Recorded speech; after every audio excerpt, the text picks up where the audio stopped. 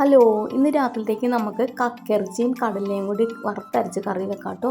അതിനായിട്ട് ഞാൻ 1/4 കിലോ കടലയുടെ പകുതി രാവിലെ ഞാൻ എടുത്തിട്ടുണ്ടായിരുന്നു. അതിൻ്റെ ബാക്കിയാണ് കേട്ടോ ഇത് വെള്ളത്തിലിട്ട് കുതിർത്ത് വെച്ചിട്ടുണ്ടായിരുന്നു. അതിലേക്കൊരു സവാളയും 2 പച്ചമുളകും അരിഞ്ഞിട്ട് പാകത്തിന് ഉപ്പും ചേർത്ത് വേവിക്കാൻ വെച്ചിട്ടുണ്ട്. കക്കിറച്ചി അതുപോലെ തന്നെ 100 രൂപയ്ക്ക് വാങ്ങിച്ചത് ഉച്ചത്തേക്ക് ഞാൻ പകുതി എടുത്ത് വറുത്തിട്ട് ഫ്രൈ ചെയ്തിട്ടുണ്ടായിരുന്നു. ബാക്കി വേവിച്ച് വെച്ചിട്ടുണ്ട് കേട്ടോ. അപ്പോൾ അതിൻ്റെ കുറച്ചുണ്ട്, അതും കൂടി ഉണ്ട് കേട്ടോ രാത്രിയിലേക്ക്. അതും ചൂടാക്കി എടുക്കുന്നുണ്ട്.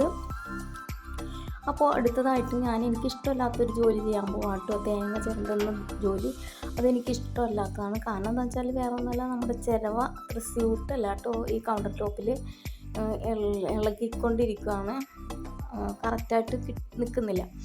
അതുകൊണ്ടാണ് കേട്ടോ എനിക്കിഷ്ടമല്ലാത്തത്. വറുക്കാനായതുകൊണ്ട് എന്താണെന്ന് ചിരണ്ടി എടുത്തല്ലേ പറ്റുള്ളൂ.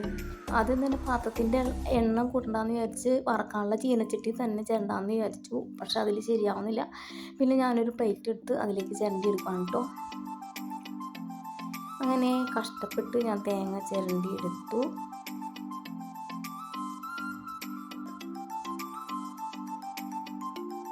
പിന്നെ ചിരവ ഇത് മൂടി വെച്ചിട്ട് അവിടേക്കൊന്ന് തുടച്ചിട്ട് കേട്ടോ. പിന്നെ ഇത് വറക്കാൻ വെച്ചിട്ടുണ്ട്. കുറച്ച് വെളിച്ചെണ്ണയും കൂടി ചേർത്തൊന്ന് വറുത്തെടുക്കുകയാണ്. കുറച്ച് വറുത്ത് വന്നപ്പോൾ ഓർത്തിട്ടോ വേപ്പില എടുത്തിട്ടുണ്ടായില്ല. അപ്പോൾ വേഗം തീ ഓഫ് ചെയ്തിട്ട് വേപ്പില പറിച്ചുകൊണ്ട് വന്നു. വേപ്പില ഇട്ടു. നല്ലപോലെ ഒന്ന് മൂത്ത് വന്നപ്പോഴേക്കും അതിലേക്ക് പൊടികൾ ഇട്ട് കൊടുത്തിട്ടോ. മഞ്ഞൾപ്പൊടിയും മുളക് പൊടിയും മല്ലിപ്പൊടിയും ഇത്രയും ചേർത്ത് ഒന്നും കൂടി ഒന്ന് ചൂടാക്കി എടുത്തതിന് ശേഷം ഒന്ന് ആറാൻ വെച്ചു കേട്ടോ. അപ്പോഴേക്കും നമ്മുടെ കടല നല്ലപോലെ വെന്തിട്ടുണ്ട്. അതിലേക്ക് വേവിച്ച് വെച്ചിരിക്കുന്ന കക്കിറച്ചിയും കൂടി ചേർത്ത് കൊടുത്തു കേട്ടോ. എന്നിട്ട് നമ്മൾ വറുത്ത് വെച്ചിരിക്കുന്ന തേങ്ങക്കൂട്ട് ഒന്ന് അരച്ചെടുക്കുവാണ്. വെള്ളം ചേർക്കാതെയാണ് കേട്ടോ അരക്കുന്നത്. കടല കുറച്ച് വെള്ളം കൂടി ചേർത്തൊന്ന് ഒന്നും കൂടി വേവിക്കാൻ വെച്ചിട്ടുണ്ടായിരുന്നു. അതിലേക്ക് നമ്മുടെ അരപ്പ് ചേർത്ത് കൊടുക്കുവാണ് കേട്ടോ. എന്നിട്ട് വീണ്ടും കുറച്ചും കൂടി വെള്ളം ഒഴിച്ചു. ഉപ്പ് പാകമാണോ നോക്കിയിട്ട് ഉപ്പും കൂടി ചേർക്കണം കേട്ടോ. പിന്നെ ഒരു 2 കഷ്ണം കുടംപുളിയും കൂടി ചേർക്കുന്നുണ്ട്.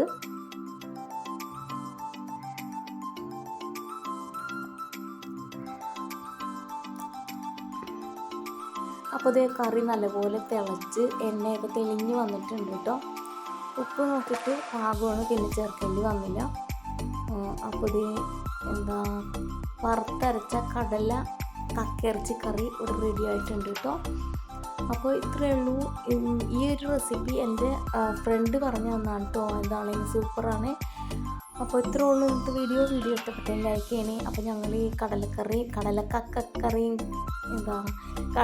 കക്കിറച്ചി കറിയും കൂട്ടി ഊണയിക്കാൻ പോണേ. അപ്പോൾ ഇതുവരെ എൻ്റെ ചാനൽ സബ്സ്ക്രൈബ് ചെയ്യാതെ കാണുന്നവരൊന്ന് സബ്സ്ക്രൈബ് ചെയ്ത് സപ്പോർട്ട് ചെയ്തേക്കണേ. Okay, by.